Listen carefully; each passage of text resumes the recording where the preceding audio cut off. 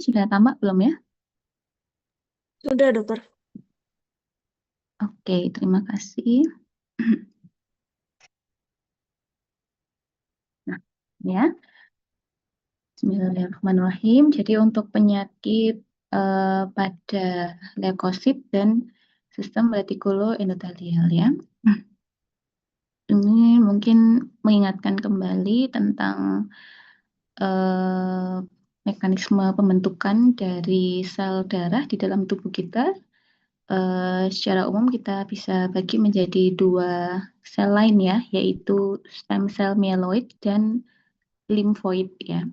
Dari stem cell mieloid ini yang merupakan cikal bakal pembentukan dari berbagai sel darah merah, yaitu golongan granulosit ya, yaitu basofil, eosinofil, neutrofil ya.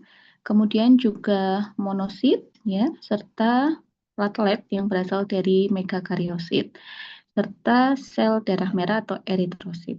Sedangkan untuk lymphoid stem cell ini adalah sel induk untuk pembentukan dari limfosit ya. Nah, nanti ada beberapa kuliah ya, beberapa materi atau topik yang akan kita pelajari pada kelainan leukosit dan sistem res ini, yaitu tentang agranulositosis, kemudian leukemia akut, leukemia kronik, kemudian ada timoma ya, limfoma Hodgkin dan non-Hodgkin, multiple myeloma dan MDS atau myelodysplastic syndrome ya. Kita mulai dari yang pertama dulu, yaitu agranulositosis ya. Nah, agangliostosis ini merupakan suatu kondisi akut ya, di mana didapatkan leukopeni ya. Leukopeni baik yang sifatnya itu leukopeni yang berat ya. Jadi kalau agranulositosis ini kan berarti eh, tidak adanya granulosit ya. Nah, granulosit ini dalam artian adalah golongan netrofil ya, lebih utamanya adalah netrofil karena eosinopenia atau kurangnya jumlah eosinofil maupun basofil itu selama ini jarang kejadiannya. Jadi yang lebih diutamakan di sini adalah netrofilnya. Meskipun kita tahu granulosit ada 3 macam ya, netrofil, eosinofil, dan basofil ya. Nah, sedangkan pada definisi granulositosis ini lebih pada neutrofilnya yang berkurang atau neutropenia gitu ya. Nah, pada kondisi seperti apa neutrofil ini jumlahnya bisa kurang dari normalnya, itu secara umum bisa etiologinya bisa dari bone marrow ya, yang tidak dapat memproduksi neutrofil dalam jumlah yang cukup dengan berbagai kausa, nanti kita lihat ya. Dan ini menyebabkan pada pasien ya infeksi-infeksi yang harusnya ringan atau minor itu bisa berkembang menjadi serius ya karena tidak adanya peranan dari neutrofil untuk bekerja dengan baik ya karena jumlahnya yang sangat-sangat berkurang. Nah, secara kriteria ya yang dimaksud dengan neutropenia itu adalah berkurangnya jumlah granulosit di dalam darah perifer eh, dihitung dengan ANC kurang dari 2000 per mikroliter. ANC ini adalah absolute neutrophil count ya. Absolute neutrophil count ini bisa kita dapatkan dari perkalian antara persentase neutrofil ya dikalikan total leukosit ya. Jadi kalau kalian dapat hasil lab darah lengkap ya, ANC itu kita bisa hitung em, dari persentase neutrofil yang kalian dapatkan dari div count ya. Nanti kan dari div count itu ada persentase berbagai macam leukosit. Nah, yang di neutrofil itu berapa persennya dikalikan jumlah leukosit. Nanti akan ketemu ANC-nya ya. Nah, kriteria neutropenia apabila ANC kurang dari 2000 ya. Nah, berdasarkan derajat neutropenia ini ada neutropenia ringan, sedang, dan berat ya. Kalau masih antara 1000 sampai 2000 kita sebut neutropenia ringan ya. Antara 500 sampai 1000 itu sedang dan di bawah 500 ini sudah kita katakan neutropenia berat ya. Kemudian ini adalah etiologi dari agranulositosis ya. Etiologinya kita bisa bagi menjadi dua, yaitu bisa terjadi kongenital ataupun didapat ya. Kalau kongenital memang bawaan ya, sejak lahir memang neutropenia gitu ya. Nah, kalau didapat pencetusnya bisa banyak sekali ya, bisa karena penggunaan obat-obatan ya, kemudian paparan terhadap bahan-bahan kimia ya, kemudian adanya penyakit-penyakit tertentu yang memang eh, mengenai sistem bone marrow ya, sehingga fungsi bone marrow untuk menghasilkan sel darah menjadi terganggu, misalkan pada kanker atau adanya infeksi ya. Kemudian paparan terhadap radiasi ya, penyakit-penyakit autoimun seperti SLE ya, defisiensi nutrien seperti defisiensi B12 atau defisiensi asam folat ya. Kemudian transplantasi sumsum tulang, transfusi darah maupun kemoterapi. Nah, itu bisa menjadi penyebab dari agranulositosis yang didapat ya. Nah, patogenesisnya bagaimana? Tadi kita sudah sempat ya saya singgung tadi ya bahwa agranulositosis itu pada prinsipnya masalahnya di bone marrow-nya ya. Bone marrow-nya tidak bisa memproduksi ya neutrofil dalam jumlah yang cukup ya. Tidak bisa memproduksi ini kita sebut sebagai tidak bisa memproduksi granulosit dalam jumlah yang cukup, kita sebut sebagai ineffective granulopoiesis ya. Atau bisa juga dia mampu memproduksi neutrofil tetapi terjadi kerusakan neutrofil dalam jumlah yang besar ya, sehingga jumlah neutrofilnya menjadi rendah ya. Nah, ineffective granulopoiesis atau ketidakmampuan memproduksi neutrofil dalam jumlah yang cukup ini bisa terjadi karena toksisitas dari obat-obatan ya, seperti tadi salah satu pencetus dari granulositosis yang didapat ya, atau supresi bone marrow oleh karena adanya ini tadi sel-sel yang neoplastik ya, sel-sel kanker. Untuk toksisitas obat-obatan, biasanya yang bisa menyebabkan granulositosis adalah obat-obatan alkylating drug ya, misalkan alkylating drug ini misalkan seperti obat-obatan kemoterapi ya. Nah, ini bisa mensupresi sel bone marrow secara umum ya, sehingga bisa jadi yang menurun bukan hanya neutrofil tetapi juga sel-sel darah lainnya ya. Trombosit menjadi turun, kemudian eritrosit menjadi turun gitu ya. Jadi didapatkan pansitopeni. Kemudian klorpromazin, nah ini juga kalau ini spesifik dia efeknya toksik ya pada prekursor granulosit saja. Kemudian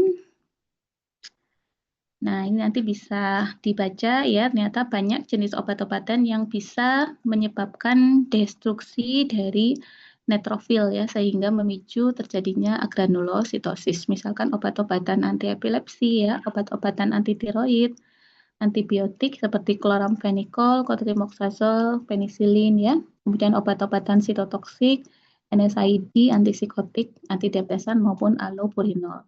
Oleh karena itu penting ya pada penggunaan obat-obat ini untuk bisa diberikan sesuai dengan indikasi ya, kemudian dengan memperhatikan betul dosis dan cara pemberian yang benar serta waktu atau durasi pemberiannya ya, sehingga kita bisa menghindari risiko efek hematologis apabila akibat penggunaan obat-obatan tersebut ya. Nah, sekarang untuk tanda dan gejala dari agranulositosis ya, biasanya kita bisa menggali dari riwayat paparan terhadap agen-agen etiologi ya, agranulositosis, misalkan penggunaan obat-obatan yang bisa mensupresi tadi dalam jangka waktu tertentu ya, atau paparan terhadap bahan-bahan kimia atau radiologi. Nah, itu ya kita bisa menggali dari anamnesis ya. Kemudian untuk gejalanya bisa muncul secara tiba-tiba ataupun secara gradual ya. Biasanya berupa tanda-tanda infeksi ya. Infeksinya bisa infeksi saluran nafas atas ya, misalkan ada nyeri tenggorokan awalnya ya, gejala awalnya. Demam, nyeri tenggorokan ya, gejala infeksi secara umum. Kemudian infeksinya tersebut berkembang dengan cepat. Jadi gejala infeksinya itu memberat dalam waktu yang cepat ya. Misalkan yang awalnya hanya nyeri tenggorokan, kemudian muncul atau terbentuk ulkus di tenggorokan ataupun di rongga mulut ya, dan memberat sampai terjadi toksemia ya, bahkan sepsis ya, bahkan bisa sampai terjadi kematian ya. Nah, untuk diagnosisnya ya, setelah kita mencurigai dari hasil anamnesis tadi, maka kita bisa lakukan pemeriksaan penunjang, yaitu dengan melakukan pemeriksaan darah lengkap ya. Lalu kita hitung ANC-nya ya. ANC-nya mulai dari ANC kurang dari 2000 itu sudah memenuhi kriteria agranulositosis ya. Sedangkan apabila ANC kurang dari 500 ini sudah agranulositosis yang berat ya. Dan kita harus exclude juga ya penyebab atau kelainan-kelainan lain ya dengan gejala yang mirip ya. Jadi kalau sudah nggak ada kausa yang lainnya ya, maka bisa jadi memang yang terjadi pada pasien ini adalah murni agranulositosis ya, tanpa kausa yang lain. Nah, apabila sudah tegak ya, memang didapatkan agranulositosis, maka tata laksana ini untuk pasien ini adalah diutamakan adalah suportif ya, dan kita memberikan terapi selain kita berikan tata laksana suportif ya, kita juga menyingkirkan atau menghentikan ya paparan atau kausa yang menjadi penyebab terjadinya agranulositosis ya. Nah, ini untuk apabila pasien didapatkan kondisi infeksi yang berat ya sebagai komplikasi dari neutropenia, maka kita juga tata laksana infeksinya ya. Jadi eliminasi agen penyebab infeksinya, lalu kita monitor ya perkembangannya baik secara klinis maupun dilakukan pemeriksaan darah secara periodik ya untuk evaluasi ya. Kemudian tata laksana untuk demamnya, kemudian pemberian antibiotik apabila dibutuhkan kalau memang sesuai dengan tata laksana infeksi, dan agen atau infeksinya memberikan antibiotik spesifik sesuai dengan jenis kumannya dan tata laksana suportif ya. Jadi prinsipnya ada ini ya. Nah, untuk tata laksana spesifik yang pertama adalah pemberian antibiotik. Kita bisa mulai dari antibiotik spektrum luas dulu ya. Kemudian sambil kita evaluasi respon terhadap pemberian antibiotik spektrum luas tersebut ya. Kemudian yang kedua pemberian myeloid growth factor. Dan yang ketiga adalah apabila ada penggunaan obat-obatan yang menjadi pencetus dari agranulositosis tersebut, maka kita lakukan withdrawal atau tap off ya, jadi turun bertahap. Untuk antibiotik spektrum luasnya, biasanya kita menggunakan cephalosporin generasi 3 ya. Jadi ini pasien kita rawat inapkan, pemberian antibiotik cephalosporin generasi 3, misalkan seperti ceftriaxone ya, atau cefotaxime ataupun cephalosporin lainnya. Kemudian untuk myeloid growth factor ini ada dua macam, ada GCSF atau granulocyte colony stimulating factor dan ada GM-CSF ya. Jadi neutrofil maupun makrofagnya yang kemudian distimulasi sehingga jumlahnya kembali meningkat dan diharapkan bisa membantu mengatasi infeksi ya yang terjadi dan mencegah infeksi baru muncul ya. Lalu tata laksana secara umum ya, yang juga penting adalah selain kita menghentikan obat-obatan yang diduga bisa memicu agranulositosisnya ya, kita juga harus memastikan bahwa hygiene pasien baik ya, sehingga kita bisa mencegah infeksi-infeksi lain ya, terutama ini oral hygiene ya. Jadi kita bisa mencegah terjadinya infeksi dengan port di entry pada mukosa mulut maupun pada gigi geligi ya. Kemudian, nah ini juga penting sebisa mungkin kita hindari risiko terjadinya iritasi ya pada mukosa ya.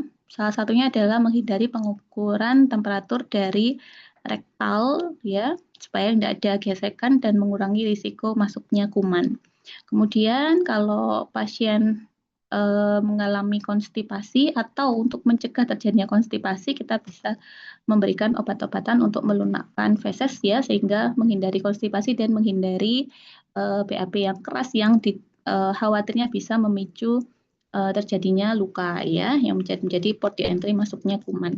Kemudian juga perawatan untuk kulit juga penting ya, pemberian emolien dan pelembab ya sehingga diharapkan mengurangi risiko juga terjadinya iritasi pada kulit. Kemudian apakah dibutuhkan transfusi granulosit? Nah, ini sampai saat ini masih ini ya bisa dipertimbangkan pada beberapa kondisi, namun harus diperhatikan juga bahwa transfusi granulosit bukan tanpa risiko ya. Jadi bisa terjadi reaksi transfusi, misalkan seperti munculnya demam ya yang berat ya. Karena itu untuk transfusi ini memang masih kontroversi ya. Dan ini juga ya, kekurangannya adalah memang betul dengan pemberian transfusi granulosit maka kadar granulosit akan langsung meningkat ya, tetapi perlu dipertimbangkan juga karena lama waktu granulosit ini hanya 10 jam di dalam sirkulasi ya, oleh karena itu efeknya juga jangka pendek ya. Lalu prognosis dari agranulostosis sendiri secara umum adalah apabila tidak dideteksi sejak awal dan tidak ditangani dengan tepat, maka resiko kematiannya sangat tinggi ya. Kematiannya paling banyak disebabkan karena infeksi berat yang tidak teratasi ya atau sepsis yang tidak terkontrol ya. Tapi apabila dari sejak awal sudah dideteksi saat infeksinya itu belum berat, kemudian kita berikan tata laksana yang tepat, maka risiko untuk kematiannya menjadi lebih rendah. Ya. Oke, seperti itu untuk agranulositosis ya. Kita lanjutkan sekarang ke leukemia. Yang leukemia ini dimulai dari leukemia yang akut ya. Leukemia itu adalah suatu kondisi yang ditandai dengan proliferasi abnormal dari jaringan leukopoietik ya. Dan terdapatnya sel darah putih yang imatur ya pada sirkulasi darah perifer ya.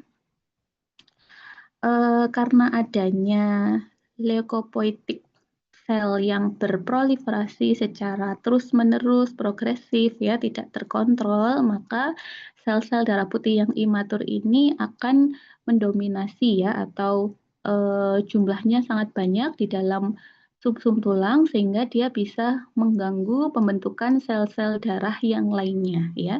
Kemudian sebagian akan menginvasi di dalam sirkulasi darah perifer dan bahkan infiltrasi pada jaringan-jaringan dan organ-organ yang lainnya ya yang kita kenal sebagai proses metastase. Nah, sedangkan yang dimaksud dengan leukemia akut adalah proliferasi dari leukosit yang masih muda ya pada stage atau pada stadium di mana mereka seharusnya masih belum masuk di dalam sirkulasi. Sehingga pada leukemia akut kita akan mendapatkan banyak sekali leukosit-leukosit yang masih imatur. Ya. Nah, kita bisa bagi leukemia akut menjadi dua ya. Jadi ada ALL atau akut limfocytic leukemia dan AML atau acute myeloid leukemia. Ya. Dua macam ini.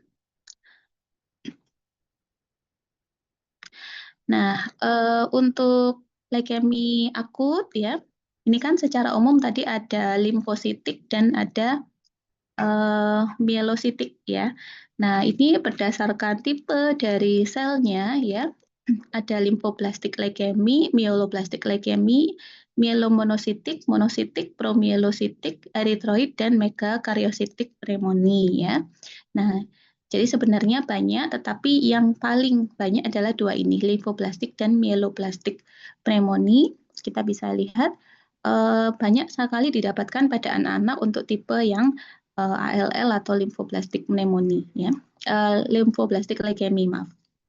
Ya, kemudian diikuti dengan yang mieloblastik. Sedangkan pada dewasa itu yang terbanyak ada 3 macam, yaitu limfoblastik, mieloblastik, dan mielomonositik leukemia. Ya, itu berdasarkan usia ya. Kemudian etiologi dari leukemia akut ya itu sebenarnya belum dapat diketahui dengan pasti, namun diduga multifaktorial ya. Jadi ada faktor dari genetik, ada faktor dari lingkungan ya. Faktor dari lingkungan ini bisa berupa ionizing radiation, jadi radiasi ionisasi, kemudian bahan-bahan paparan bahan kimia tertentu dalam jangka panjang, dalam jumlah yang besar, misalkan bensin, phenylbutazone ya, obat-obatan ya, dan chloramphenicol. Kemudian obat-obatan anti cancer ya, kemudian alkylating drug. Nah, misalkan pada AML ini diduga berperan ya. Lalu pencetus berupa infeksi virus dan faktor-faktor imunologi ya. Misalkan pada imun defisiensi sindrom, baik itu kongenital ataupun yang didapat, itu ternyata pada pasien-pasien tersebut didapatkan peningkatan risiko terjadinya leukemia. Nah, apa perbedaan antara ALL dengan AML-nya? Bedanya adalah pada kriteria sitomorfologi dan sitokimianya ya. Jadi kalau klinis bisa jadi mirip antara ALL atau AML ya. Mungkin nanti kita bisa lihat ada beberapa yang membedakan dari profil pasiennya ya. Tetapi untuk perbedaan utama atau perbedaan pastinya adalah berdasarkan sitomorfologi dan sitokimianya ya. Kemudian ada yang mengatakan bahwa kalau berdasarkan eviden ya, prevalensi kejadiannya leukemia akut itu berbeda peak usianya ya. Kalau ALL itu lebih banyak di usia anak-anak dan di usia muda ya, dengan peak incidence-nya atau insiden tertinggi pada usia 1 sampai 6 tahun ya, dan jarang didapatkan di usia di atas 20 tahun. Sedangkan AML itu sering didapatkan pada usia yang lebih tua ya, lebih besar ya, pada remaja ataupun usia belasan ya. Sekarang untuk manifestasi klinis dari leukemia akut ya. Jadi biasanya ditandai dengan adanya demam. Demamnya bisa demam sedang sampai tinggi dan biasanya tidak ada pattern yang jelas, jadi irregular ya demamnya. Kemudian nyeri-nyeri otot ya, kemudian anemia yang berat. Biasanya diketahui dari anaknya atau pasiennya sering terlihat pucat ya. Kemudian nyeri-nyeri pada sendi, kemudian nyeri tenggorokan ya, serta adanya tanda-tanda perdarahan ya, seperti bintik-bintik di bawah kulit ya, kemudian gusi berdarah, mimisan ya, jadi kecenderungan untuk terjadinya perdarahan. Lalu nyeri pada sendi-sendi yang disebabkan karena adanya perdarahan atau infiltrasi pada sendi, lalu pembesaran kelenjar getah bening. Pembesarannya ini nggak spesifik pada lokasi tertentu ya, dan biasanya general terjadi di beberapa lokasi, serta pembesaran dari lien dan limpa ya. Nah, ini tadi yang membedakan antara ALL sama ML adalah sitomorfologinya ya. Jadi ketika kita lakukan hapusan darah ya, hapusan darah ini nanti kita bisa lihat ada hapusan darah tepi dan hapusan dari bone marrow ya. Pada hapusan darah tepi pada ALL kita bisa mendapatkan anemia berat ya. Jadi jumlah eritrositnya sangat berkurang karena ditekan ya produksinya di sumsum tulang. Kemudian sel darah putih, nah kita bisa lihat sel darah putihnya ini bisa leukopenik, bisa leukositosis ya. Jadi mulai dari 10.000 sampai 100.000 di dalam blood smear-nya, tetapi 40% adalah leukopenik. Jadi sebanyak 40% jumlah sel darah putihnya berkurang dengan limfosit yang lebih dominan ya. Jadi kita bisa lihat di hapusan darahnya ya, presentasi dari limfosit lebih tinggi dari yang seharusnya ya. Kemudian didapatkan adanya sel darah putih imatur ya. Jadi ada sel darah putih yang imatur atau limfoblast ya. Ciri khasnya adalah dia berupa sel yang ukurannya besar dengan sitoplasma yang clear ya atau bening ya sitoplasmanya, nukleusnya besar dan dominan serta didapatkan dengan jelas adanya nukleoli di dalam nukleus. Dan itu didapatkan di dalam hapusan darah perifer ya. Jadi kalau kalian dapatkan gambaran seperti itu ya, eritrositnya turun ya, limfositnya, leukositnya bisa leukopenia atau leukositosis tetapi dengan didominasi oleh limfosit ya, leukositnya didominasi oleh limfosit dan didapatkan limfoblas yang seharusnya tidak ada di dalam hapusan darah perifer. Kemudian pada pewarnaan pas dia positif Sudan black, pewarnaan Sudan black negatif ya, dan jumlah sel trombosit ya biasanya tertekan juga yaitu kurang dari 100.000 ya per mikroliter. Ya, ini adalah gambaran pada ALL. Sedangkan pada AML ya, ini leukositnya sama seperti ALL ya, juga bisa didapatkan anemia dan trombositopenia, tetapi yang membedakan adalah dia pewarnaan pasnya negatif, Sudan black-nya positif dengan peroksidase positif, dan ada gambaran khas, yaitu ini ya, Auer Badis ini ya.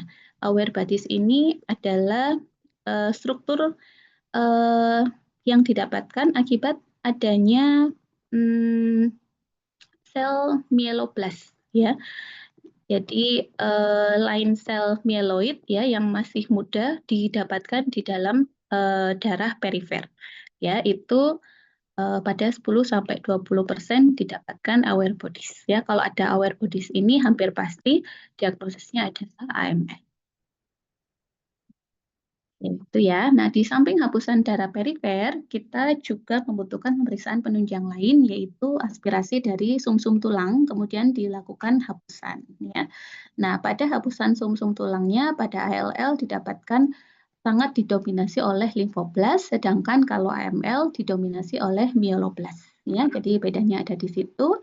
Kemudian pada pemeriksaan radiologi, nah karena adanya invasi ke sistem pada skeletal ya, maka tidak akan kelihatan nanti ya pada pemeriksaan radiologinya adanya infiltrasi tersebut ya.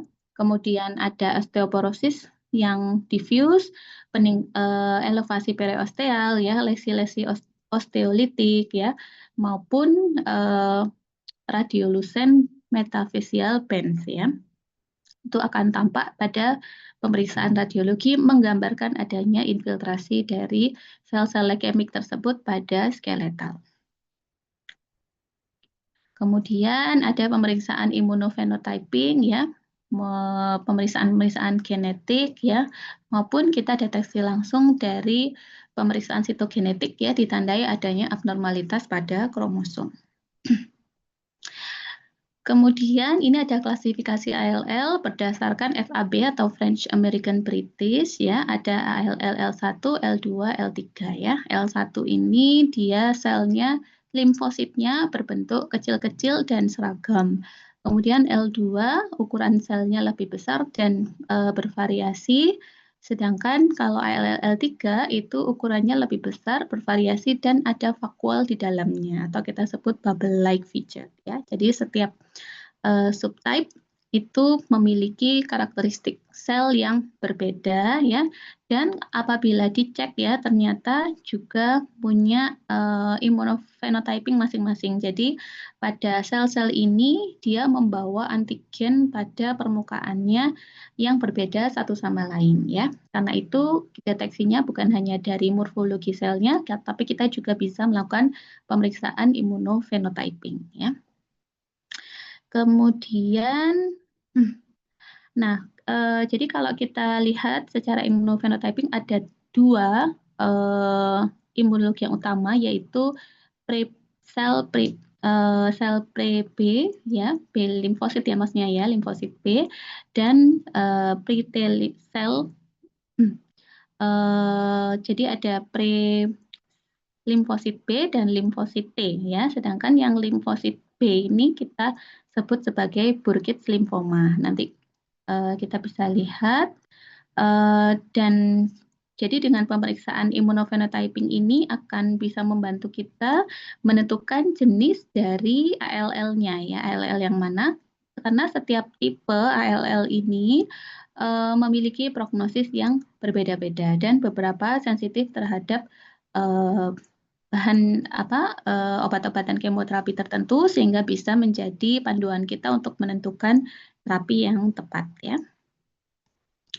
Itu untuk klasifikasi ALL ya. Untuk AML juga ada klasifikasinya berdasarkan FAB mulai dari AML M0 ya, AML M1, M2, M3 ya, sampai dengan M7 di mana masing-masing memiliki karakteristik tertentu. Yang paling ringan adalah AML M0 ya, di mana sel-sel mieloblastnya itu masih ini ya, masih minimal jumlahnya dan sel imaturnya juga tidak terlalu banyak ya, sehingga masih menyerupai dengan sel matur, gambarannya masih mirip dengan normalnya ya.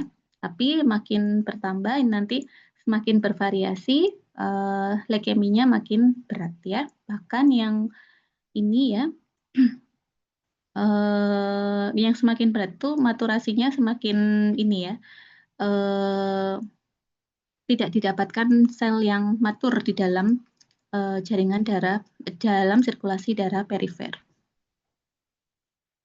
Oke, nah sekarang apabila sudah ditegakkan diagnosis dari leukemia akutnya, maka kita melakukan tata laksana. Ada beberapa pilihan tata laksana.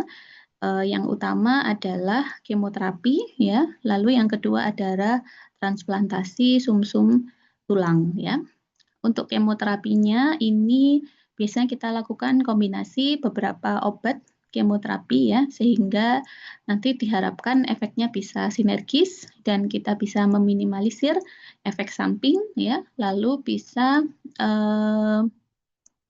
mentargetkan sel leukemik ya pada beberapa fase yang berbeda ya, sehingga lebih efektif dalam menghancurkan sel-sel leukemia tersebut serta untuk mengurangi risiko terjadinya resistensi terhadap obat-obatan kemoterapi ya. Jadi tujuan dari penggunaan kombinasi obat kemoterapi. Nah, untuk ALL kita menggunakan obat-obatan golongan vinkristin. Ini ditujukan untuk mencegah atau menghentikan mitosis dari sel kansernya ya. Kemudian prednison untuk menginduksi limfolisis, lalu 6-merkaptopurin ini diharapkan bisa menghambat sintesis DNA dari sel leukemik, lalu methotrexate diharapkan bisa menghambat RNA dan protein sintesis dari sel leukemik. Doxorubicin ini sama seperti 6-merkaptopurin yaitu menghambat sintesis DNA dan L-asparaginase. Jadi ini dibuat regimen obat ya, beberapa macam obat dan diberikan pada fase induksi, intensifikasi maupun fase maintenance ya. Jadi ini untuk tata laksana kemoterapinya dimulai dari induksi remisi dulu. Jadi di fase induksi remisi ini targetnya adalah pasien masuk ke fase remisi ya. kemudian dilanjutkan dengan fase intensifikasi, ya. Setelah remisi tercapai, baru kita lanjutkan dengan fase maintenance, ya. Oke, ini ya. Jadi pada fase ini untuk yang AML ya, non-limfositik leukemia, itu sama dimulai dari fase induksi remisi, kemudian dilanjutkan dengan fase konsolidasi, baru yang terakhir fase maintenance. Ya. Nah, pada fase induksi remisi, ini targetnya adalah pasien masuk pada fase remisi. Ya. Remisi itu adalah kondisi di mana jumlah blast pada bone marrow kurang dari 5%, ya. Kemudian neutrofil pada perifer itu meningkat dan platelet juga meningkat lebih dari 100.000, ya. Kemudian di fase konsolidasi, nah ini juga diharapkan bisa lebih mengurangi lagi jumlah sel leukemiknya, ya. Setelah itu baru dipertahankan di fase maintenance, ya. Oleh karena itu di fase induksi remisi dan konsolidasi ini masih tinggi ya dosis kemoterapinya. Kalau sudah tercapai targetnya, maka untuk di maintenance-nya dosisnya mulai diturunkan. Nih ya, jadi kalau sudah di fase maintenance ya, maka jumlah obat dosisnya sudah mulai berkurang dan ada intervalnya ya. Tiap beberapa bulan diberikan sampai 2-3 tahun. Jadi diharapkan bisa mengurangi atau mengeliminasi ya menginduksi eliminasi sel-sel leukemik yang masih ada. Ya. Oke, ini untuk obat-obatan yang digunakan adalah kombinasi dari sitosin arabinoside, 6-tioguanin, siklofosfamid, dan daunorubicin. Ini untuk maintenance-nya, sedangkan untuk remisi induksi kita menggunakan kombinasi sitosin arabinoside dan daunorubicin. Oke, ini komplikasi yang bisa terjadi, jadi nyeri tulang yang hebat karena infiltrasi ke tulang, lalu infiltrasi ke sistem saraf pusat, ya, sehingga ada gejala-gejala pada sistem saraf pusat serta febral neutropenia, ya. Jadi adanya granulositosis bisa menjadi bagian dari gejala leukemia akut. Untuk prognosisnya bagaimana? Apabila dilakukan kemoterapi sesuai regimen, maka ALL ini bisa remisi komplit pada 90% pasien, terutama anak-anak ya. Sedangkan pada dewasa angkanya lebih rendah sih, 60% yang bisa remisi komplit. Sedangkan untuk AML itu memang prognosisnya lebih kurang baik ya dibandingkan dengan ALL. Pada AML dengan kemoterapi yang tepat bisa didapatkan remisi komplit pada 50% pasien, ya. Kemudian, nah pilihan lain adalah transplantasi sumsum tulang. Diketahui dengan apabila dilakukan transplantasi sumsum tulang selama remisi awal ya itu juga bisa memperbaiki angka survival dari pasien leukemia akut. Nah, ini ada banyak faktor-faktor lain yang mempengaruhi prognosis dari ALL ya. Yang pertama adalah dari segi jenis kelamin ya. Perempuan itu lebih bagus prognosisnya, kemudian etnis tertentu ya Kaukasia itu lebih bagus prognosisnya. Kemudian usia ya. Jadi kalau ditemukannya pada usia yang lebih tua ya, pada saat terdiagnosis, maka tata laksana dan prognosisnya lebih buruk ya. Lalu untuk jumlah sel darah merah, sel darah putih pada saat awal terdeteksi ya, kalau jumlah sel darah putihnya meningkat tinggi sampai lebih dari 50.000 itu juga atau hiperleukositosis ya. Nah, itu berhubungan dengan prognosis yang lebih jelek ya. Kemudian adanya metastase ke sistem saraf pusat, kemudian gambaran atau marker morfologi imunologi tertentu, nah itu berhubungan dengan prognosis juga. Lalu respon pasien terhadap tata laksana awal ya. Jadi kalau begitu diinduksi remisi sudah langsung masuk remisi, bagus responnya, maka biasanya prognosisnya bagus ya. Dan adanya kelainan-kelainan genetik seperti Down syndrome, nah itu memperburuk ya prognosis. Oke, seperti itu untuk leukemia akut. Sekarang kita lanjutkan ke leukemia kronik ya. Kalau tadi ada ALL dan AML, kalau untuk kronik leukemia ini ada CLL atau kronik limfositik leukemia dan ada kronik myeloid leukemia atau CML ya. Jadi yang dimaksud dengan CLL atau kronik limfositik leukemia adalah penyakit neoplastik yang ditandai dengan proliferasi dan akumulasi baik pada sirkulasi darah, pada sumsum tulang maupun organ-organ limfoid, sel-sel yang secara morfologi matur, ya sel-sel leukosit yang secara morfologi matur, tetapi secara imunologi dia masih dysfunction, jadi belum memiliki fungsi yang bagus, ya. Jadi bisa jadi gambaran morfologinya adalah limfosit yang matur, tetapi secara fungsi dia masih belum dapat berfungsi dengan baik, ya. Nah, CLL ini banyak terjadi terutama pada laki-laki pada usia yang lebih tua ya. Jadi biasa pada lansia usia 65 sampai 70 tahun. Untuk kausanya sampai saat ini belum diketahui. Dikatakan ada faktor genetik dan lingkungan yang berperan ya. Untuk yang lingkungan biasanya terjadi pada petani, kemudian pekerja-pekerja karet dan asbestos. Jadi ada paparan bahan-bahan tertentu ya di lingkungan. Oke, kemudian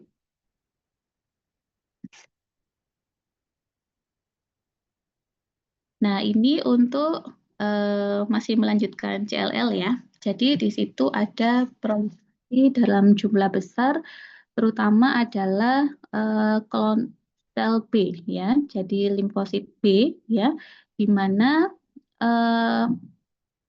karena adanya proliferasi dalam jumlah besar, maka akan didapatkan sel limfosit matur dalam jumlah yang banyak ya, tetapi masih dengan fungsi yang belum sempurna ya.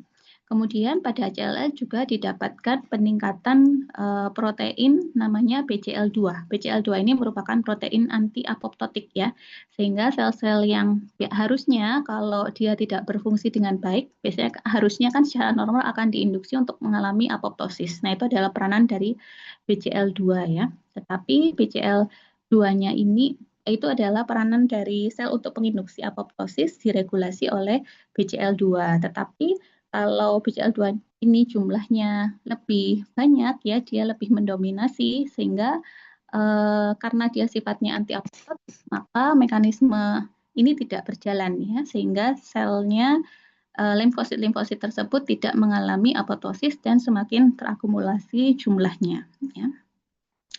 Kemudian nah ini limfosit sel B, limfosit B monoklonal ini memiliki marker yaitu CD4 ya, CD5 ya, jadi CD5 plus yang didapatkan pada permukaan sel limfosit B tersebut ya. Lalu, nah kalau yang CLL dengan dominasi limfosit T itu jarang ya, jadi lebih banyak ke B cell-nya. Ini tadi etiologinya ada faktor genetik ya, kemudian adanya oncogen. Untuk faktor genetiknya ini didapatkan pada 50% pasien CLL berupa trisomi kromosom 12 ya, maupun kromosom 13, 14 dan 13, 14 dan 11 ya. Kemudian ada juga onkogen tertentu yang berperan. Jadi pada banyak kasus CLL itu ternyata ada overekspresi atau peningkatan protoonkogen namanya CFGR9A ya. Nah, ini yang diketahui diduga berperan terhadap terjadinya CLL. Untuk gejalanya sekitar 40% asimptomatik ya. Biasanya ada gejala-gejala yang konstitusional ya, seperti demam-demam, kemudian sering capek pasiennya ya, berkeringat dan berat badan menurun ya. Kemudian diikuti dengan adanya gejala-gejala sering terjadi infeksi ya dan pembesaran kelenjar getah bening. Tanpa pemeriksaan fisik, biasanya kita bisa mempalpasi adanya pembesaran kelenjar getah bening ya, baik di servikal ya, supraklavikula, dan biasanya tidak didapatkan nyeri ya. Jadi KGB yang membesar tersebut tidak nyeri dan mobile. Kemudian didapatkan splenomegali, kemudian hepatomegali ya, dan gejala-gejala infiltrasi lainnya tergantung pada lokasi jaringan yang mengalami infiltrasi, serta adanya gejala hematologi seperti anemia dan trombositopeni, jadi bermanifestasi sebagai pasiennya pucat, kemudian ada tanda-tanda perdarahan. Ini adalah pemeriksaan laboratoriumnya. Jadi pada pemeriksaan lab pada CLL kita akan dapatkan gambaran limfositosis ya. Ingat kalau CLL itu selnya sel darah limfosit yang matur ya. Kemudian pada morfologinya ya banyak didapatkan populasi dari limfosit yang matur ukurannya kecil-kecil. Lalu untuk fenotipenya tadi kita sudah tahu ada CD5 ya. Bisa CD5, bisa CD19 atau CD19 ya, populasi limfositnya. Kemudian ada marker klonalitinya, kalau memungkinkan ya pemeriksaannya akan didapatkan gambaran abnormalitas pada sitogenetiknya. Lalu untuk hapusan dari sumsum darahnya itu didapatkan lebih dari 30% dari selnya adalah berupa limfoid cell ya. Kemudian apabila dilakukan pemeriksaan hapusan dari aspirasi pada limfonodi, jadi diambil sedikit jaringan pada KGB-nya, lalu dilakukan hapusan, maka akan didapatkan infiltrat dari limfosit kecil yang ukurannya kecil-kecil tersebut. Ya. Jadi sama gambarannya dengan hapusan darah perifer ya. Ini ya, jadi hapusan darah perifernya seperti ini. Jadi ada limfositosis, nih ya. Ini limfosit semua ini. Jadi jumlahnya lebih banyak dari yang seharusnya ya. Dan juga ini ada gambaran khas yaitu berupa smudge cell ya. Smudge cell ini adalah limfosit yang ruptur ya. Gambarannya seperti ini. Ya. Kemudian limfositnya ini didominasi oleh limfosit B, jadi biasanya dia sitoplasmanya tipis, nukleusnya sangat ini ya, warnanya gelap ya, dan bisa didapatkan kromatin. Sedangkan nukleolinya sulit untuk diidentifikasi. Itu gambaran dari hapusan darah perifer. Nah, ini adalah diagnosis kriteria dari CLL, yaitu apabila pada hapusan darah perifer didapatkan limfosit lebih dari 5 gram per liter ya, dan 55% selnya adalah atipikal, kurang dari 55% atipikal. Kemudian pada pemeriksaan antigen tadi CD19, CD20, CD24, dan CD5. Pada aspirasi sumsum tulang didapatkan limfosit lebih dari 30% ya. Jadi kalau didapatkan semua ini maka tegak diagnosis dari CLL ya, dari hapusan darah perifer, hapusan dan hapusan sumsum tulang serta pemeriksaan imunofenotyping ya. Kemudian ini adalah stagingnya. Jadi ada sebenarnya beberapa banyak ya yang mengeluarkan staging untuk CLL ya. Ada dari RAI, ada BINET ya, dan berdasarkan jumlah limfosit ya atau gambaran hapusan darah perifernya juga kita bisa memperkirakan angka survival dari pasien tersebut berapa lama gitu ya. Jadi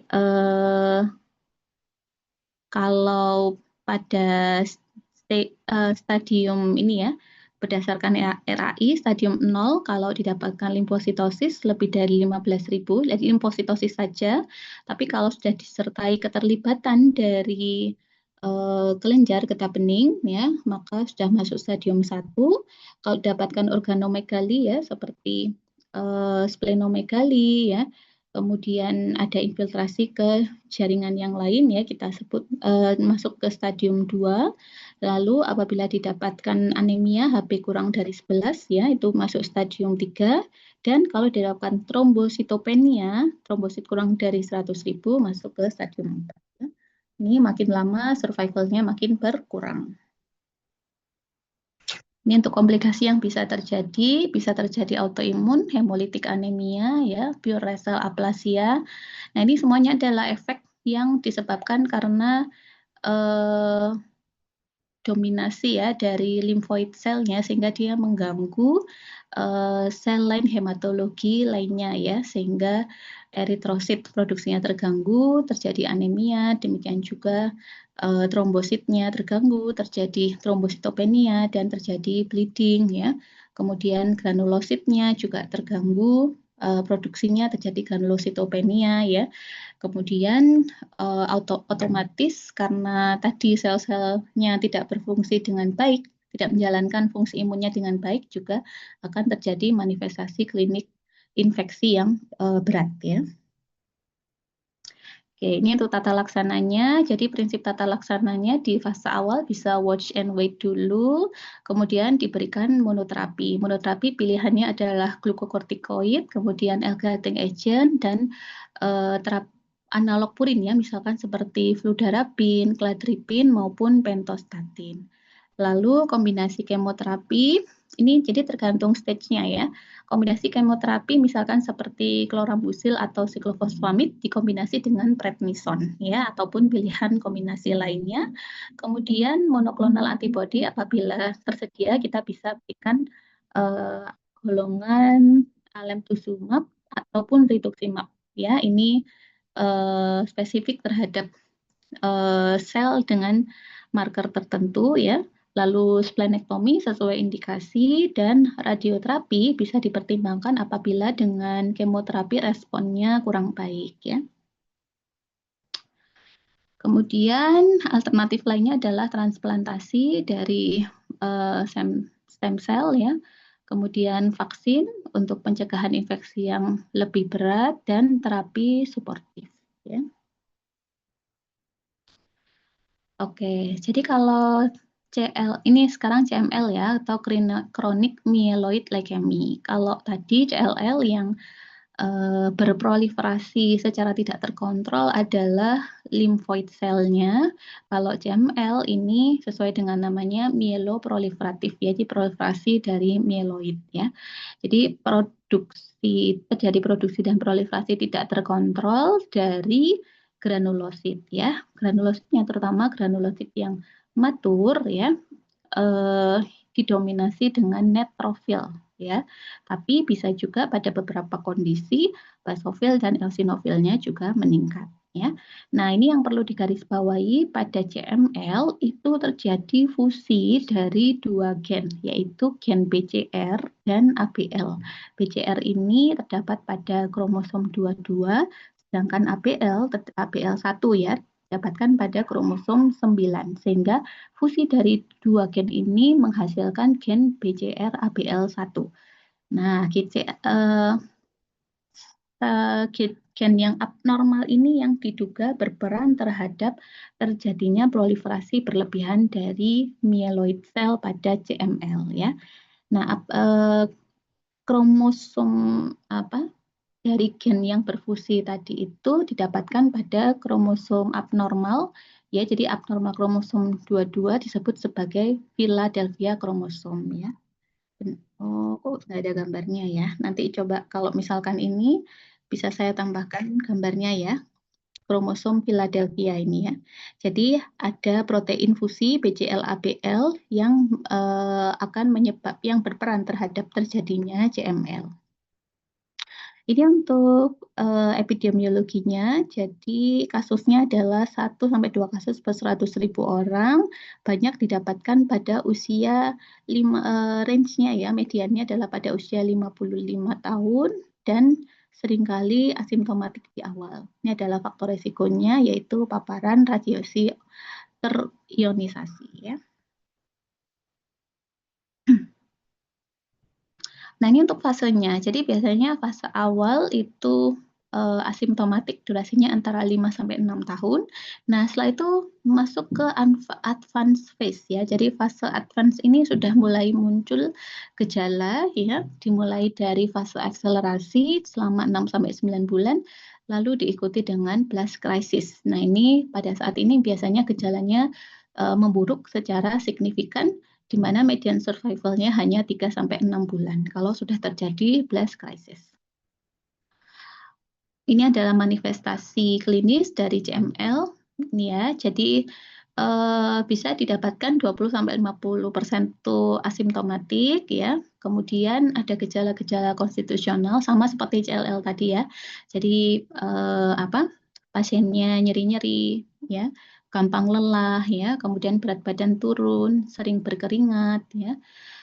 Kemudian karena liannya membesar, biasanya didapatkan rasa tidak nyaman atau nyeri pada perut, terutama di sebelah kiri ya. Lalu ini ya, jadi splenomegali ini memberikan efek nyeri atau rasa tidak nyaman di perut ya. Lalu juga bisa didapatkan tanda-tanda perdarahan apabila trombositnya tertekan dan jumlahnya menurun. Oke, ini adalah gambaran pada CML. Nah, ini ya. Jadi banyak didominasi oleh neutrofil ya. Neutrofilnya neutrofil yang matur ya. Bisa jadi didapatkan blast tetapi hanya sedikit, kurang dari 2% ya. Kemudian mielosit lebih banyak dibandingkan metronosit ya. Jadi memang sudah gambarannya dominasi yang matur ya. Kemudian bisa didapatkan basofilia dan trombositnya bisa meningkat atau menurun ya, trombositopeni atau trombositosis. Ini gambaran untuk sumsum tulangnya didapatkan mirip ya sama gambaran perifernya, didominasi oleh sel-sel mieloblast, sel-sel mieloid ya, mielosit. Lalu ini ya, ada gambaran retikulin fibrosis yang berserabut-serabut ini ya. Sedangkan untuk yang eritroidnya itu berkurang ya. Kemudian megakaryosit juga berkurang dan ada pseudogager cell ensiblohistiosit nih ya, yang ini ya. Nah, ini menunjukkan bahwa turnover dari selnya ini sangat cepat di dalam bone marrow. Oke, untuk diagnosisnya bagaimana? Diagnosisnya apabila didapatkan gambaran morfologi seperti tadi yang disebutkan di dalam hapusan darah perifer maupun bone marrow, dan apabila didapatkan adanya Philadelphia kromosom ataupun gen fusi tadi ya, BCR-ABL, maka dapat ditegakkan diagnosis CML. Untuk deteksi dari kromosom abnormalnya tadi atau BCR-ABL-nya bisa dari analisa sitogenetik atau FISH ya atau RT-PCR maupun pemeriksaan lainnya. Oke. Ini ya, jadi dari fusi antara gen ABL yang warna pink ini ya, yang warna hijau gen ABL-nya, lalu gen BCR yang warna pink. Kemudian kalau ada fusi, ya warnanya ini kuning putih ini ya, fusi antara gen BCR ABL, maka berarti bisa ditegakkan diagnosis dari CML-nya. Oke, jadi tadi kita ketahui bersama ada beberapa fase dari CML ya, mulai dari fase kronik sampai masuk ke fase berikutnya yaitu accelerated diikuti dengan blastik ya. Pada fase accelerated ini blastnya sudah mulai meningkat ya, kemudian basofil meningkat di perifer, trombosit mulai turun ya, atau bisa juga trombositnya meningkat sangat signifikan bahkan lebih dari 1 juta ya. Lalu dapatkan splenomegali dan mulai pasien tidak responsif terhadap terapi ya. Kalau ini berkelanjutan maka masuk ke fase blast. Nah, fase blast ini semakin meningkat jumlah sel darah putih ya di dalam perifer maupun di dalam bone marrow ya. dan bahkan bisa didapatkan infiltrasi di luar sumsum tulang. Nah, untuk prinsip tata laksananya adalah sebenarnya bervariasi ya, tergantung dari klinis maupun tergantung dari fase CML-nya ya. Pada dasarnya kita memberikan terapi sesuai dengan kondisi yang kita dapatkan pada pasien. Misalkan ya, ada hiperleukositosis, ada splenomegali, ada trombositosis ya, maka kita lakukan terapi hidrasi dan kemoterapi untuk menurunkan ya leukosit maupun trombositnya. Kemudian kita melakukan kontrol dan memperpanjang fase kronik ya. Jadi di fase kronik ini diharapkan pasien bisa tetap stabil ya, tidak berlanjut ke fase yang advance. Ya.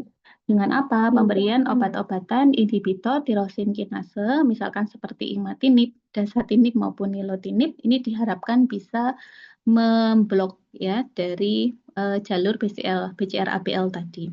Kemudian alfa interferon dikombinasi dengan kemoterapi ataupun kemoterapi murni. Ya. Kemudian pilihan lainnya adalah transplantasi sumsum tulang. Ya. Itu untuk leukemi yang kronik ya. Berikutnya adalah timoma. Timoma itu adalah neoplasma yang jarang, dia berasal dari sel epitel dari timus ya. Jadi berkembangnya adalah di mediastinum anterior ya. Jadi memang prevalensinya cukup rendah ya, kejadiannya jarang, biasanya hanya 0,15 kasus per 100.000 orang ya.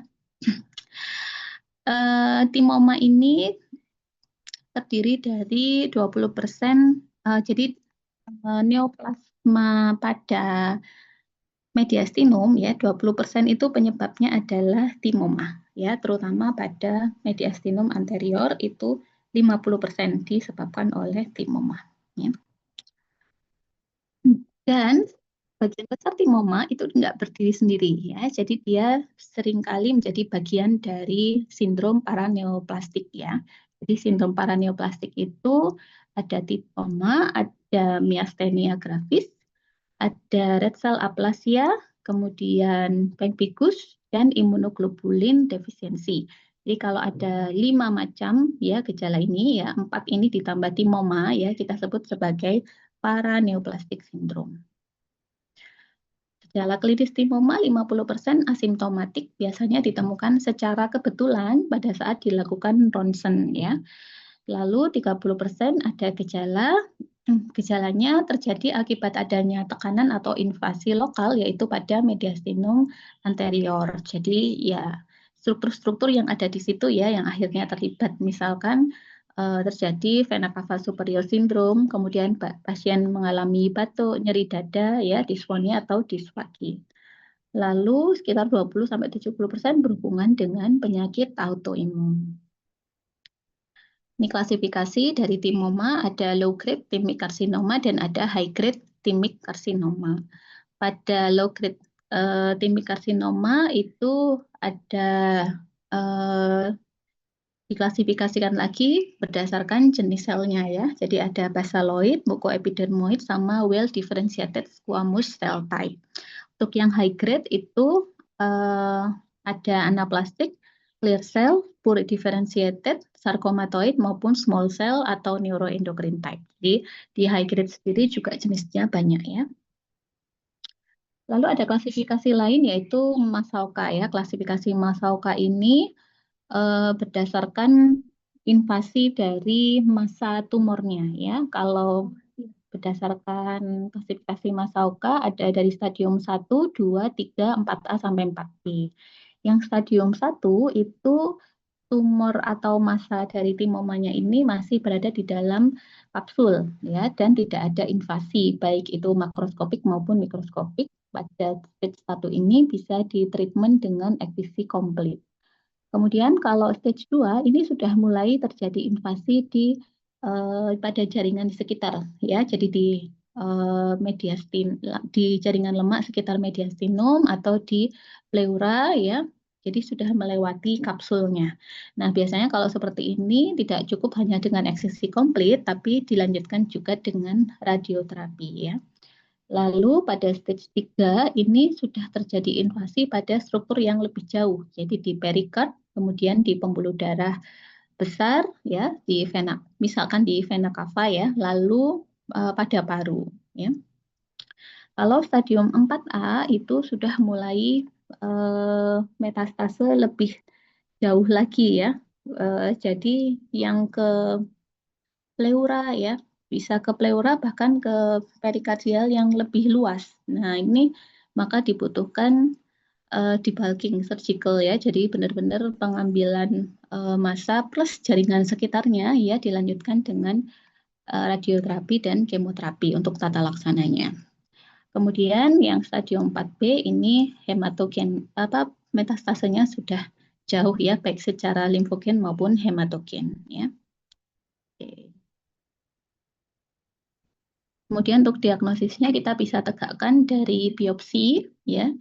Jadi dari massa atau timomanya ini kita ambil jaringan ya.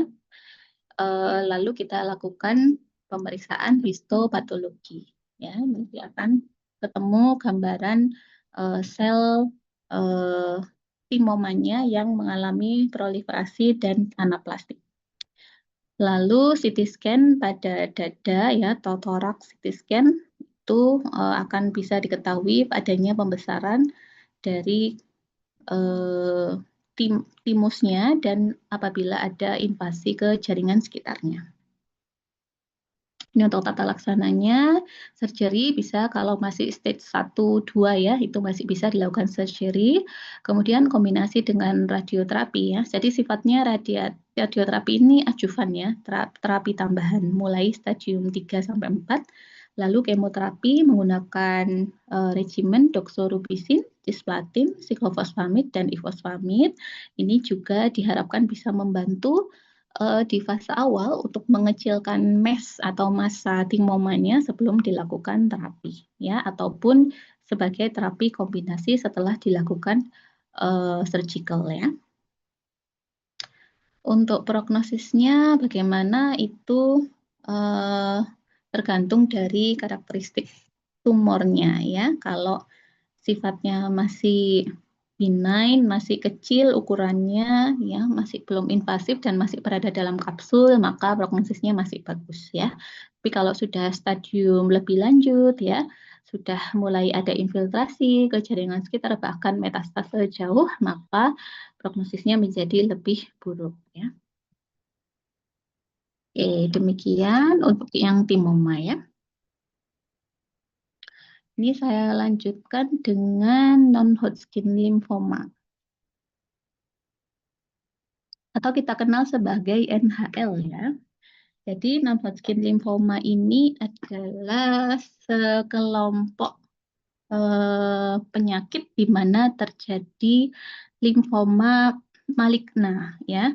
Jadi yang namanya sekelompok atau heterogeneous group ya, artinya ada banyak sekali jenis dari limfoma yang semuanya termasuk dalam klasifikasi non-Hodgkin lymphoma.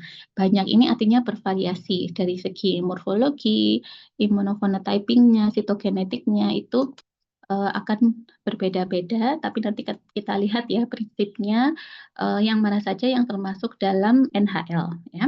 Untuk tata laksana juga tergantung dari penyakitnya ya, agresivitas dari penyakitnya, apakah dia cenderung indolen. Indolen itu artinya penyakitnya tenang ya, tenang atau terkontrol, kemudian agresif ataukah sangat agresif ya.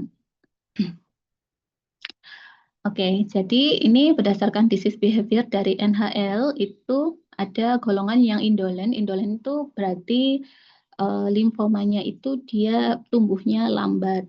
Nah, kebanyakan dari NHL ini biasanya indolen ya. Kalau indolen maka biasanya responnya bagus ya dengan pemberian kemoterapi ataupun di radioterapi atau kombinasi antara kemoterapi dengan radioterapi. Ya. Lalu kalau yang agresif itu dia tumbuh dengan cepat. Ini adalah yang kedua ya, setelah indolen maka diikuti dengan yang agresif ini. Biasanya beresponnya adalah dengan kemoterapi.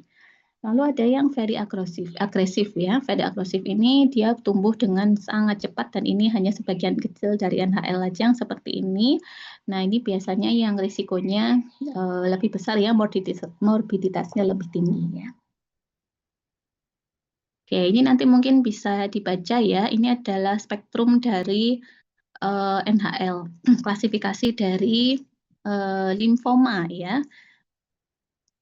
Baik NHL maupun HL ya. Kalau yang ini mulai dari B-sel neoplasma sampai T-sel neoplasma ya. Ini semua adalah non-Hodgkin lymphoma. Sedangkan yang Hodgkin lymphoma atau Hodgkin disease itu yang ini. Jadi ada nodular lymphocyte predominant Hodgkin lymphoma sama klasik Hodgkin lymphoma. Nanti kita bahas di Hodgkin lymphoma ya. Ini nanti bisa kalian baca apa saja yang termasuk dalam NHL baik yang B-sel maupun yang T-sel atau NK-sel. Nah, ini yang paling banyak ya. Jadi yang paling banyak adalah diffuse large B-cell. Lalu diikuti dengan follicular NHL, lalu marginal zone B NHL ya. Ini sudah diurutkan dari yang frekuensi tertinggi sampai yang paling rendah. Ya. Untuk manifestasi klinisnya biasanya didapatkan gejala konstitusional berupa demam, berkeringat, dan penurunan berat badan. Lalu ada pembesaran kelenjar getah bening ya, itu biasanya general ya, di cervical, di supraclavicular, di axilla, inguinal ya, bahkan yang visceral. Kemudian ada mediastinal adenopati, ini biasanya didapatkan pada T-sel limfoma. Kemudian ada keterlibatan dari ekstra limfatik ya, jadi ada jaringan luar yang terlibat misalkan gastrointestin ya, kemudian testis, kemudian pada tulang maupun sistem saraf pusat, serta didapatkan anemi dan trombositopeni karena adanya infiltrasi pada bone marrow. Untuk diagnosisnya adalah berdasarkan histo-PA, jadi diambil sedikit jaringan dari limfomanya lalu dilakukan pemeriksaan patologi anatomi. Nah, pada yang agresif NHL, ini biasanya didapatkan pada usia lebih dari 60 tahun. Stage-nya sudah masuk ke stadium 3-4, di mana sudah ada metastase ke jaringan sekitar maupun metastase jauh ya, limfogen maupun hematogen. Kemudian ekstranodal involvement lebih dari satu lokasi, jadi ada keterlibatan lebih dari satu lokasi, misalkan seperti CNS, kemudian ada yang ke tulang juga, gitu ya. Jadi lebih dari satu tempat, biasanya LDH-nya meningkat dan performance status kurang dari 80%.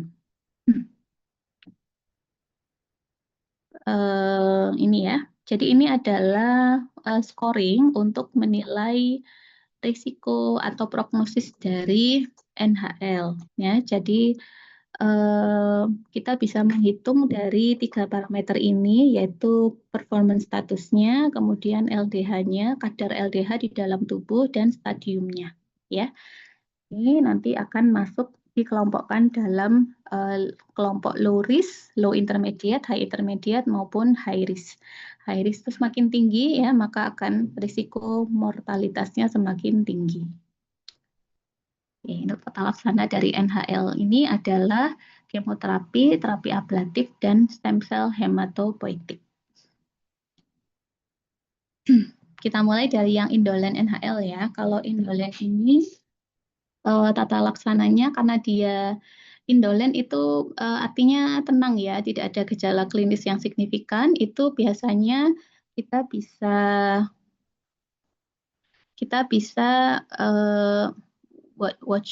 watchful waiting dulu ya. Kemudian kita lakukan tata laksana apabila didapatkan gejala konstitusional ya. Kemudian muncul gejala-gejala konstitusional atau gejala-gejala akibat infiltrasi dari limfomanya ya. Kalau ada adenopati yang besar ukurannya ada progres yang cepat pada gejala-gejalanya ya, maka kita bisa mulai lakukan tata laksana dengan pemberian obat-obatan kemoterapi dan bisa dieskalasi sesuai dengan intensitas dari gejala tersebut. Kemudian, nah ini pada NHL yang agresif maka segera kita mulai terapi apabila ini ya, karena apabila tidak diterapi maka survivalnya akan menjadi buruk ya. Kemudian kalau untuk Hodgkin lymphoma ini adalah neoplasma pada limfosit B yang ditandai dengan adanya sel yang besar dengan predominan nukleus di dalam halo. Jadi di sekitarnya itu ada halonya, itu khas ya kita sebut sebagai sel Hodgkin. Ya, mungkin kalian yang sudah praktikum PA bisa lihat sendiri ya bentuk sel Hodgkin itu seperti apa ya. Sel Hodgkin atau kita sebut sebagai Ritzenberg cell ya, bentuknya seperti mata burung hantu ya, karena intinya ada dua atau kita sebut binukleat ya, gambaran dengan halo di sekitarnya. Jadi persis seperti mata itu ya. Untuk klasifikasinya ada 4 macam klasifikasi dari Hodgkin lymphoma, ada nodulosklerosis, ada mixed cellularity, ada lymphocyte rich, dan lymphocyte depleted. Ya, semua adalah termasuk bagian dari Hodgkin lymphoma. Untuk yang klasikal Hodgkin lymphoma, lalu ada nodular lymphocyte rich Hodgkin lymphoma.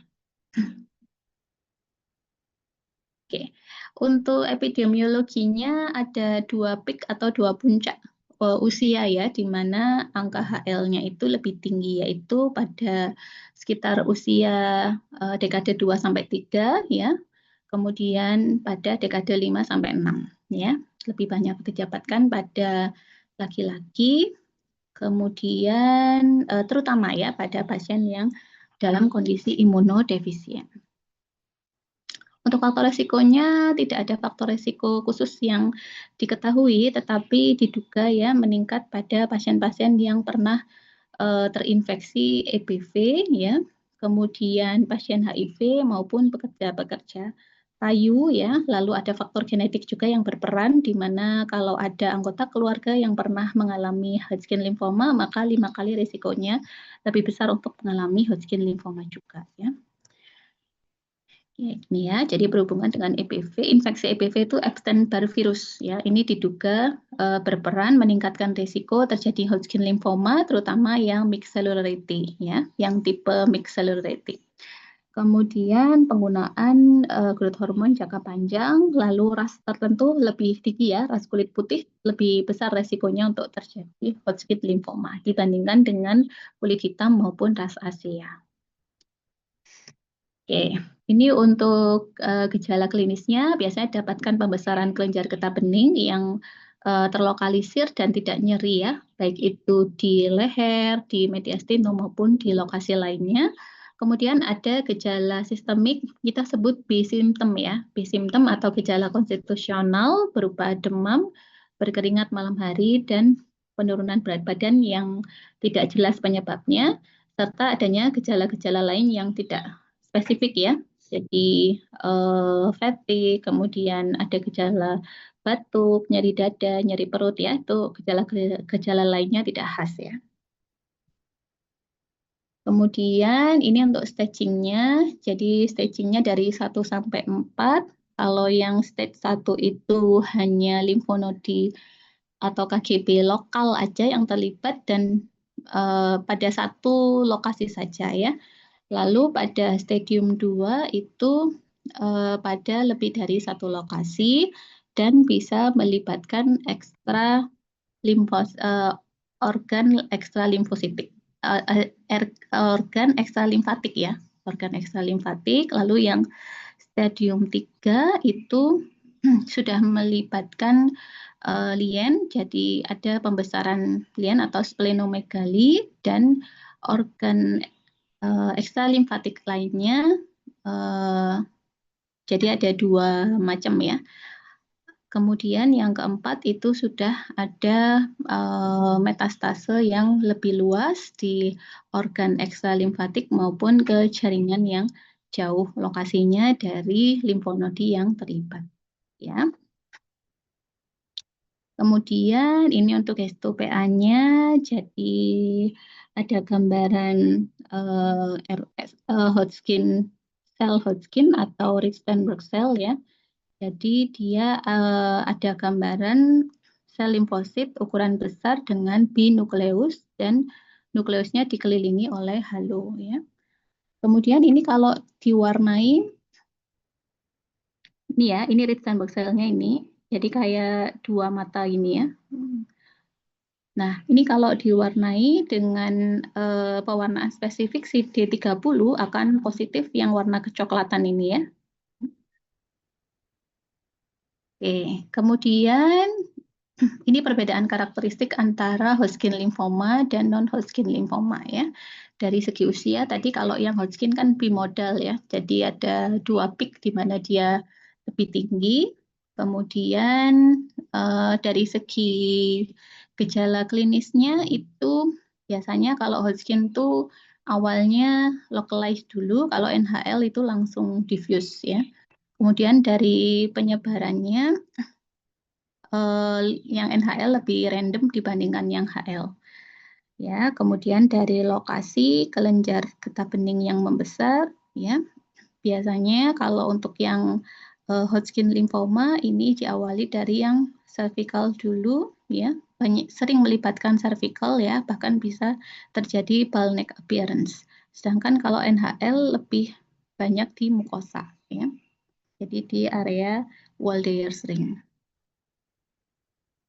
Untuk tata laksananya 85% itu bisa dilakukan tata laksana tergantung stadiumnya ya. Pada stadium 1, baik 1A, 1B kita bisa melakukan terapi radiasi. Stadium 2 kita kombinasi antara kemoterapi dengan radiasi ya. Untuk stadium berikutnya 2B, 2A itu bisa dipilih antara kombinasi radio kemoterapi, jadi beberapa regimen obat-obatan kemoterapi, lalu bisa ditambahkan radioterapi untuk adjuvan. Ini prognosisnya kalau yang sudah masuk stage 3B sampai 4 ya, lalu ada B-symptom, kemudian pembesaran kelenjar getah beningnya itu sudah bulky ya dalam ukuran yang sangat besar dan LED tinggi lebih dari 50, maka berhubungan dengan prognosis yang lebih buruk ya. Oke, demikian untuk yang Hodgkin lymphoma. Kemudian saya lanjutkan dengan yang multiple myeloma ya. Untuk multiple myeloma ini adalah proliferasi maligna dari sel plasma. Jadi per definisi yang mengalami proliferasi adalah sel plasma pada multiple myeloma ya. Jadi karena sel plasma yang meningkat, maka otomatis karena kita tahu sel plasma itu memproduksi imunoglobulin, maka akan terjadi pembentukan imunoglobulin monoklonal yang lebih banyak pada multiple myeloma ya. Kemudian insidennya ini banyak terjadi pada usia 45 sampai 68 tahun, terutama pada laki-laki ya. Untuk penyebabnya tidak diketahui dengan pasti, tetapi ada beberapa predisposisi ya, seperti sosial ekonomi yang rendah, pasien dari petani yang terpapar dengan pestisida ya, lalu pekerja-pekerja kayu, kulit ya, lalu metal ya, itu atau paparan bensin ya. Ini yang selama ini yang diduga ya berhubungan dengan kejadian multiple myeloma. Patofisiologinya jadi ada peningkatan plasma sel, proliferasi yang tidak terkontrol dari plasma sel yang kemudian menyebabkan infiltrasi ke jaringan, kemudian plasma sel tersebut akan memproduksi para protein dalam jumlah yang besar ya, dan menyebabkan karena fungsinya tidak sempurna ya, terjadi impairment dari sistem imunitas dalam tubuh ya. Nah ini ya, jadi ketika ada infiltrasi jaringan, maka gejala klinis yang muncul tergantung jaringan mana yang diinfiltrasi. Kalau misalkan pada tulang, maka biasanya ditandai dengan destruksi dari jaringan meduler pada tulang maupun korteks pada tulang, maka akan terjadi gejala osteoporosis ya. Dan pada pemeriksaan radiologi kita akan dapatkan lesi litik ya. Seperti ini misalkan pada ronsen kalvaria didapatkan lesi litik ya, ditandai dengan gambaran lusen pada tulang ya.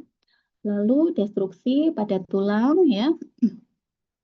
Kemudian hiperkalsiuria, ya, biasanya pasien akan mengalami osmotic diuresis dan gangguan pada reabsorpsi pada tubulus ginjal, ya, sehingga produksi output juga akan produksi urin atau urin output akan berkurang. Kemudian didapatkan hipokalsemia dan azotemia, ya, ditandai dengan gejala-gejala anoreksia, kemudian mual, muntah, ya, dan tanda-tanda dehidrasi.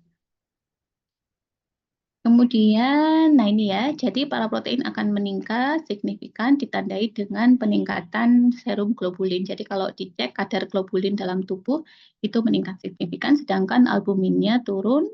Kemudian hiponatremi, anemia delusional, LED yang meningkat ya. Kemudian gambaran rolok dalam blood film menjadi sel darah merahnya itu bertumpuk-tumpuk, viskositas yang meningkat ya. Lalu ada gangguan pada jumlah sel darah trombosit dan gangguan koagulasi. Ya.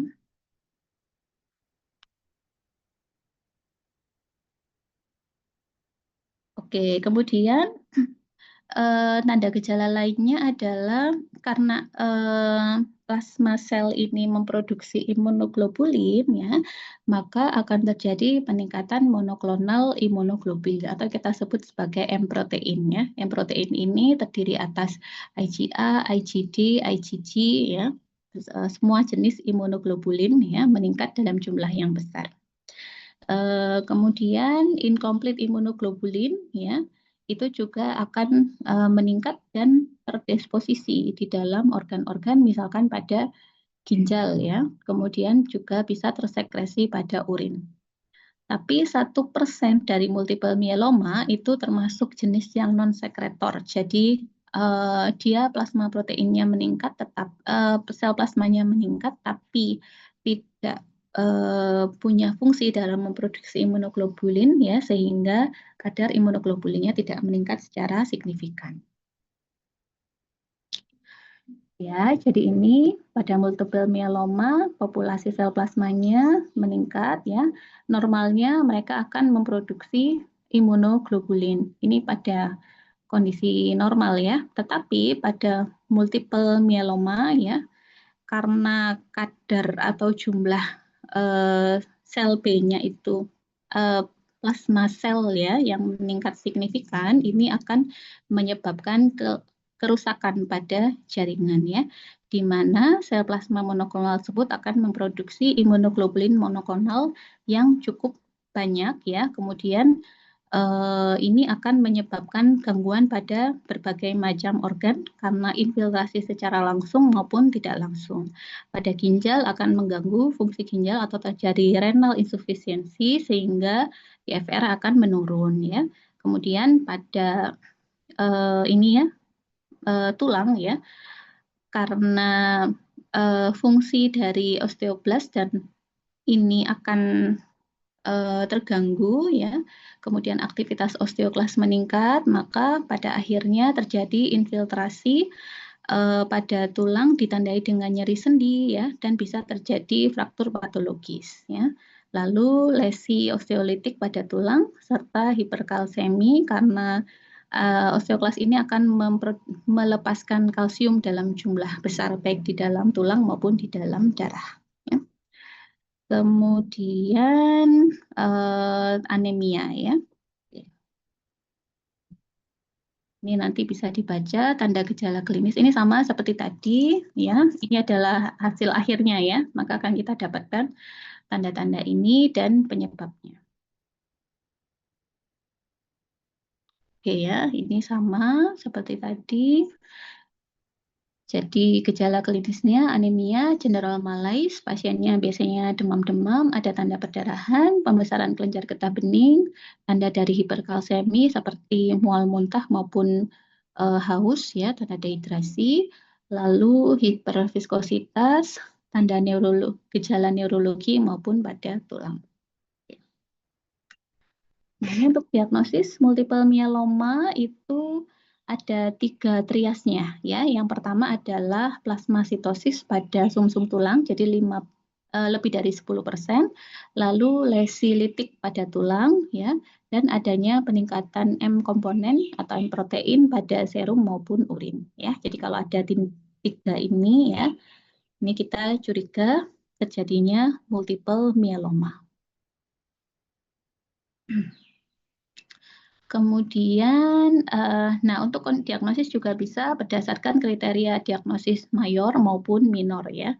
Ini kriteria diagnosis mayornya dari biopsi menunjukkan memang confirm ada plasmasitoma atau pada hapusan ini ya bone marrow 30% berupa plasma sel dan peningkatan imunoglobulin monoklonalnya adalah diagnosis mayor ya, kriteria mayor. Kriteria minornya apabila bone marrow-nya hanya 10-30% aja sel plasmanya, lalu ada imunoglobulin monoklonal yang sedikit di dalam urin, ada osteopenia maupun kadar antibodi yang rendah. Nah, kalau didapatkan 1 kriteria mayor dan 1 kriteria minor atau 3 kriteria minor ya, pada pasien-pasien yang simptomatik, maka bisa ditegakkan diagnosis multiple myeloma. Ini ya gambaran sel plasma pada hapusan darah perifer, pada hapusan darah, hapusan bone marrow ya. Ini untuk tata laksananya, jadi tata laksana tergantung dari fasenya ya. Kalau masih baru awal terdiagnosis, kita bisa berikan first line-nya yaitu VAD. VAD itu kombinasi antara vincristin, doxorubicin, dan dexamethasone ya. Lalu alternatif lainnya adalah MP itu kombinasi melphalan dan prednison, atau alternatif lainnya adalah transplantasi sumsum tulang. Nah, biasanya 50-70% itu berespon namun bisa relapse. Jadi bisa berulang lagi. Nah, kalau relapse ya, maka kita berikan second line yaitu VAD, Dexa, Thalidomide ya. Pilihan lainnya adalah transplantasi atau investigational therapy ya. Nah, biasanya kalau yang sudah relapse ini surviving rate-nya sekitar 1-3 tahun ya. Lalu fase berikutnya adalah relapse and refractory. Biasanya dia yang refractory ini sudah resisten terhadap berbagai jenis terapi, lebih kita tekankan pada terapi suportif dan paliatif. Ya, untuk multiple myeloma yang sudah di fase refractory. Oke, kemudian yang terakhir adalah MDS atau myelodysplastic syndrome.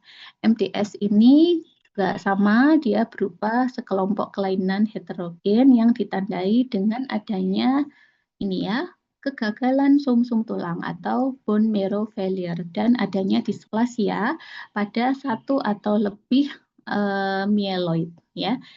Jadi kurang dari 20 blast di dalam darah ataupun di bone marrow ya. Nah, MDS ini bisa primer, artinya tidak ada penyebab yang jelas, biasanya terjadi di usia 60-75 tahun ya. Kalau MDS secara umum sendiri rate kejadiannya incident rate-nya adalah 4,4 dari 100.000 orang per tahunnya ya. Ya, jadi kalau yang primer tidak ada penyebab yang diketahui dengan pasti, biasanya di usia tua tadi ya. Tapi bisa juga didapatkan di usia yang masih muda atau anak, itu biasanya berupa MDS sekunder. Ya, MDS sekunder ini berhubungan dengan adanya paparan toksin tertentu atau kemoterapi yang menginduksi terjadinya MDS. Ya. Ini faktor resiko dari MDS, yaitu faktor usia, paparan dari lingkungan, bensin, kemudian paparan bahan-bahan pelarut organik ya, pestisida maupun paparan asap rokok ya, perokok pasif maupun aktif. Ini manifestasi klinis dari MDS, biasanya pasien didapatkan Fatigue pallor ini karena eritrositnya ya yang ditekan terjadi anemi, kemudian trombosit yang tertekan, trombositopeni ditandai dengan ekimosis atau peteki serta abnormal bleeding. Kemudian kalau jumlah leukositnya yang menurun, risiko infeksi besar, maka manifestasi klinis infeksinya akan muncul ya. Oke, ini untuk kriteria dari French American British untuk klasifikasi dari MDS.